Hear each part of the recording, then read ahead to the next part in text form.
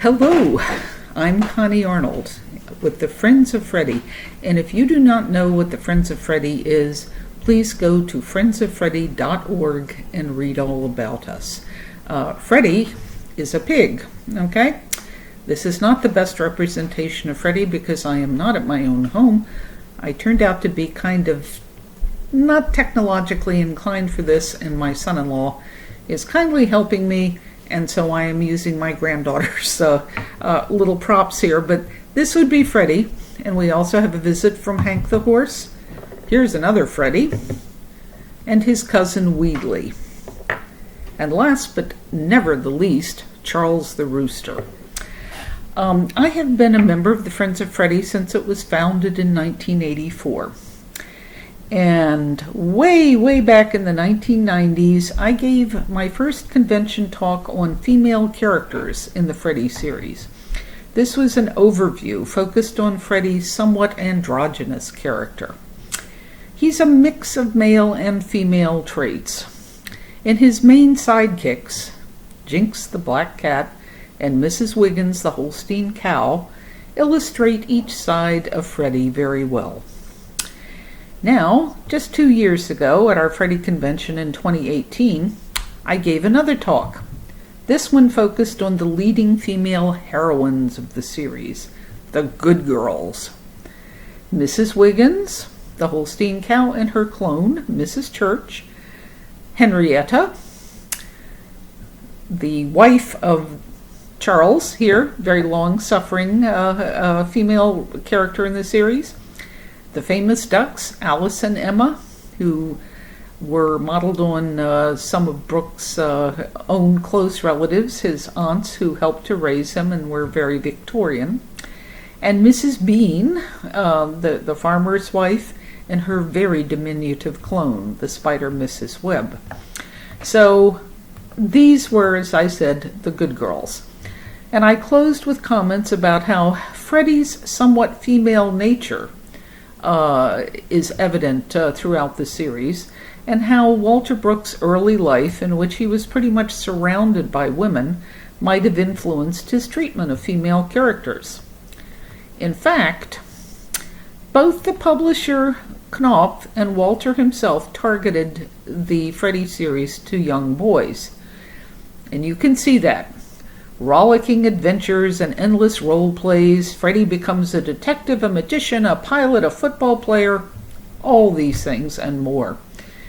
Yet, the Freddy series has the emotional content of books that were written for girls. Not that Brooks was any modern-day feminist. Brooks's female characters reflected common stereotypes of the time, both positive and negative. Brooks' lifetime went from the twilight of the 19th century through the mid-20th century, so that's the kind of female character that you see. Some of the convention talk that I gave in 2018 has been excerpted into the Bean Home newsletter. The rest will likely be published at some point soon. While the series, which was published over a period of slightly over 30 years, abounds in male villains, female villains are actually quite rare. Of the animal villains, think of Simon and all his sons. There's a veritable battalion of human male villains. Mr. Eha, Herb Garble, Aaron Doty, Pa and the dirty-faced boy who join right away in Freddy Goes to Florida, the first book, Watson P. Condiment, Cal Flint, Elihu Margarine, Mr. Bismuth. There's an endless list of really vicious villains who were of the male persuasion. Worth noting, many of the unsympathetic female characters are not true villains.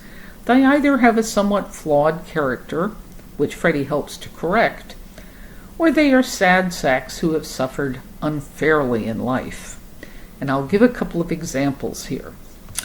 Such was the case with Mrs. Winch, the unlucky cook in Freddy and Mr. Camphor. Mrs. Winch's long-lost husband, Pa to the dirty-faced boy in Freddy Goes to Florida, is the villain of this book, and he created havoc throughout this fine piece of adventure for Freddy as he becomes the caretaker for rich Mr. Camphor's estate while Mr. Camphor is gone. However, Mrs. Winch will not help Freddy by telling the truth to Mr. Camphor about her ex-husband Mr. Winch's nefarious actions. And why? Because she had a legitimate fear of her mean husband. So it's understandable and you have some sympathy for her. And Mrs. Winch is an excellent cook.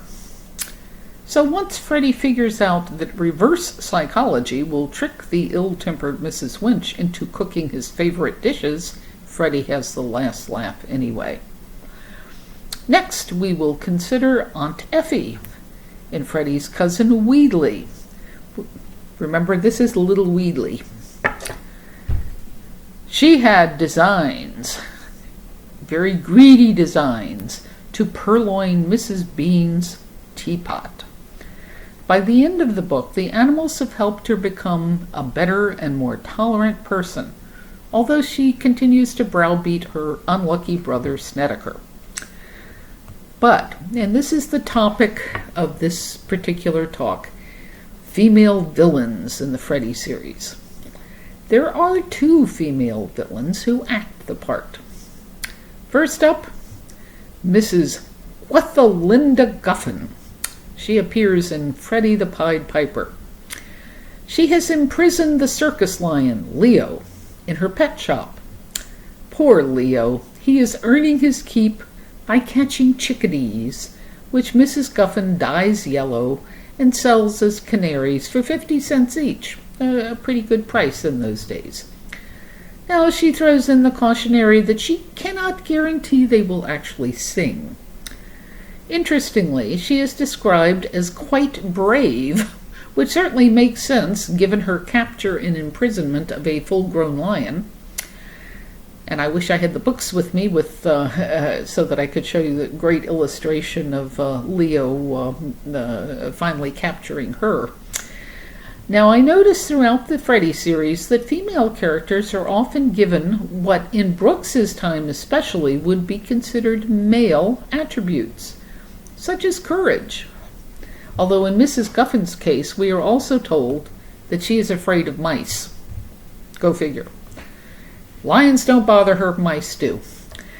But for all that, I consider Mrs. Guffin fairly colorless compared to Brooks's memorable villains, whether animal or human. No particular distinguishing features to her personality, other than a generally ill-tempered temperament. She was kind of nasty-tempered. Compared to Brooks's more notable male villains, think of Simon the Rat, Simon's oiliness, and memorably outrageous insults flung at the Bean Farm animals. Wonderful. Or think of Herb Garble's thieving ways and truly comic comeuppances when Freddy repeatedly foils him. Once again, wonderful. So, in my opinion, Mrs. Guffin doesn't quite measure up to the dastardly male villains that are sprinkled generously throughout all 25 of Freddy's adventures. But one woman does. And I'm going to give you just a second while I take a swig of this to think of who that might be. Now, apparently Brooks really liked this woman. She graces 3 of the titles with her over-the-top nastiness. Who might she be?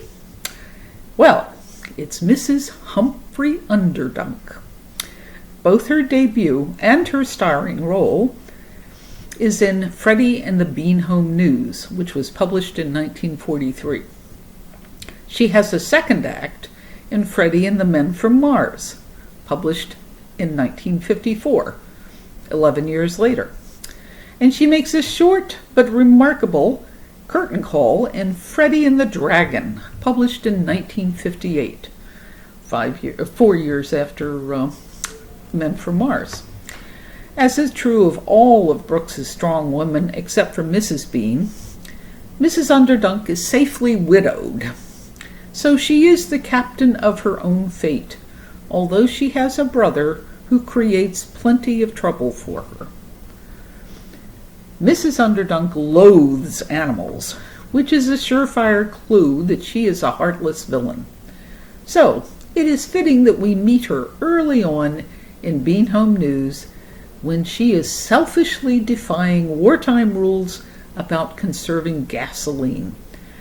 Her chauffeur is driving her to the Busy Bee department store because she didn't want to walk the 10 minutes from her mansion. In alighting from her limousine, she bumps into our Freddy, who apologizes handsomely, but is still berated by Mrs. Underdunk, who demands that our pig be arrested. A glorious and prescient introduction to this amazing villain. Now, Mrs. Underdunk is a great villain for many reasons. First, what a terrific moniker, Underdunk, a name that oozes haughtiness and hints at underhandedness as well as ill will. Second, Mrs. Underdunk is a wealthy, snooty society matron. She feels entitled to rule Centerboro society. Walter apparently had little use for high society women, and his adult fiction makes it eminently clear that he thought socialites worthy of ridicule. Third, remember that Mrs. Underdunk hates animals, which is a common and obviously deplorable trait in all of Brooks's villains. Fourth, she is far smarter than the average villain, specifically the average male villain, which includes her brother, Herb Garble. Frankly, if her brother Herb had not been such an idiot, she might have sent our pig Freddy to that great pigsty in the sky in both Bean Home News and Men from Mars. But thankfully, Herb was an idiot, and so the plots failed. Fifth, Mrs. Underdunk is unpatriotic. At the time that Brooks was writing Bean Home News and Men from Mars, specifically during World War II, and then in the early 50s when the Red Scare gripped America, being unpatriotic was a very big deal. The Bean Home News plot centers on the bean farm animals competing to win a scrap metal drive contest that would support the war effort. A little bit here about this book, which is a great one. I hope you've read it. Mrs. Underdunk just happens to have a giant iron deer on her lawn that the animals conspired to obtain by hook or by crook. Mrs. Underdunk, of course, has no intention of donating the deer, and therein lies a rollicking and very fast-paced plot, so I won't spoil it further. Sixth, there's quite a bit of repartee that shows both Mrs. Underdunk's nastiness as well as her cleverness. And to digress a bit more with Bean Home News, in her initial encounter with Freddy outside the Busy Bee, remember she bumped into him, she imperiously exclaims, "I declare, this town is becoming impossible. Pigs running wild in the streets. Sheriff, Sheriff, I want something done about this. Who owns that pig?" As the sheriff tries to calm her down, Mrs. Underdunk snaps, "There's a law about animals running wild in the streets, and there's another law that dangerous animals must be shot." The sheriff attempts to reason with her, but it's no use. Freddy must go to trial. Much later, Freddy tricks Mrs. Underdunk into donating the iron deer to this wartime scrap metal effort. And she snarls, "I'd like to kill that pig." And her brother replies, "I intend to kill that pig." But Mrs. Underdunk replies to him, "Well, go ahead and kill him. You talk a lot about it, but people are beginning to laugh at us. Even Judge Willie says now that he guesses you wouldn't make a very good sheriff if you can't get the best of a pig. Herb Garble, who was running for sheriff at the time, retorts, and rather logically, you can't get the best of him yourself. And the plot will thicken once more, until Mrs. Underdunk and her brother have been ignominiously defeated and could have been publicly embarrassed, except for Freddy's intervention. Later, back at his pig pen, Freddy is surprised to see Mrs. Underdunk pull into the bean farm and seek him out. I have come to tell you that you need not be afraid that any member of my family will interfere with you again. I have learned what happened. I find that I am indebted to you, since it was at your suggestion that my brother was not arrested. So you have nothing to fear from us in the future. Freddy thanks her, remarking, that's very fair-minded of you. But Mrs. Underdunk will have none of this. No, it is not. I am not a fair-minded woman. It is simply that I dislike being indebted to a pig. When Freddy repeats that she is being fair-minded, Mrs. Underdunk finally snaps. I have said that I am not, and if that shows anything, it shows that I am not. Furthermore, I'm not accustomed to having my statements questioned. Seventh and last of the virtues that make Mrs. Underdunk such a wonderful villain, Mrs. Underdunk is vain and therefore easy to ridicule. In my opinion, Bean Home News is an interesting book for this satirical take on Mrs. Underdunk. Brooks commonly satirized not females, but males for vanity in the Freddy series. Think of Charles, think of Jinx, and even think of our Freddy. But here Brooks sets up a true laugh out loud at Mrs. Underdunk's expense. There is a frying pan hanging next to the farmhouse door. Our vain Charles, the rooster, here he is again, could not stop admiring himself in this frying pan. He loved to tell himself what a handsome rooster he was. So Freddy painted a ferocious ant's face on it, meant to frighten Charles. This worked, and the ant's face was left on the pan. While stopping at the bean farm to complain about Freddy, Mrs. Underdunk paused to check her appearance, and she fainted dead away when she saw the giant ant as her own reflection. Much later, we laugh again at this joke on Mrs. Underdunk. It happens during Freddy's trial. In this delicious jab, Brooks wrote, quote, Mr. Bean testified that Mrs. Underdunk had called on him and threatened to have Freddy shot. Did she act in a wild and ungovernable manner? Asked Freddy's attorney, old Wibbly the Owl. Mr. Bean replied, She acted pretty mad, and when she started to go, she looked at herself in the shiny bottom of a frying pan, and when she saw herself, she keeled over in a dead faint. The frying pan was produced and passed around among the jury, and the owl summed up. I suggest that Mrs. Underdunk's report of what she sees is not to be relied upon. She saw Freddy in Centerboro and thought he looked ferocious. She saw her own reflection in a mirror and fainted dead away. I suggest that neither she nor Freddy are as terrible looking as she would have us believe, or as she seems to think herself. Touché, old wise owl.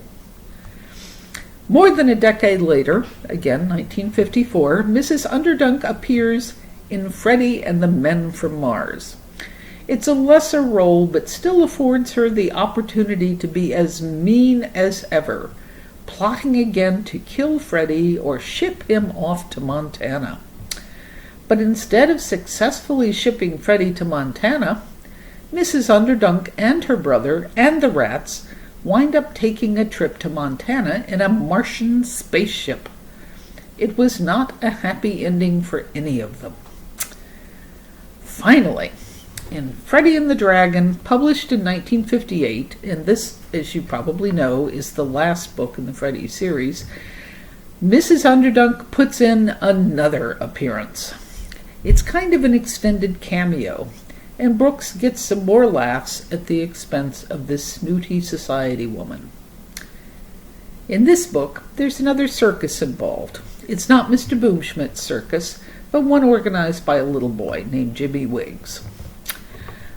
When Mrs. Underdunk showed up to the circus, everyone was surprised. However, Walter himself remarks, "I guess probably she was bored sitting around alone in her big house in Centerboro, for nobody went to see her much after her brother, Mr. Garble, was sent to the penitentiary." That, of course, is another story. Things go very wrong for our nasty-tempered society matron at the circus, and Mrs. Underdunk exits the series, quote, "with her face all black from the smoke." Her chauffeur drove her home. So we bid adieu to Mrs. Underdunk, and sadly, with Dragon, we bid adieu to the Freddy series. I've already gone on for quite a while, so I'll just say that Mrs. Humphrey Underdunk may have graced the pages of 3 different Freddy books because Brooks thoroughly enjoyed roasting a character who mirrored the same women that he roasted actually in his adult fiction. A woman who is rude, vain, imperious, thoroughly unconcerned with creating greater good in society, selfish, and generally just disagreeable. I couldn't agree more, but I am delighted that Brooks chose to immortalize her. The satirical humor has definitely earned Mrs. Underdunk a place in Brooks's pantheon of villains, and in my opinion, she's the greatest female villain of them all. Let me know if you agree, or if you have your own nominees for this prestigious title. Now, I'm hoping that sometime during this weekend, and you know that the Freddy convention is October 17th and 18th, something may also be popping on the evening of the 16th, I'm not really sure, but I'm hoping that we will have a chance for some back and forth on Mrs. Underdunk or any other nominees that you have for greatest female villain in the Freddy series. Thank you so much. Okay, and Freddy's going to wave goodbye. Hank, up with his hooves. Freddy again with Wheatley and Charles. And we are over and out. And hope to see you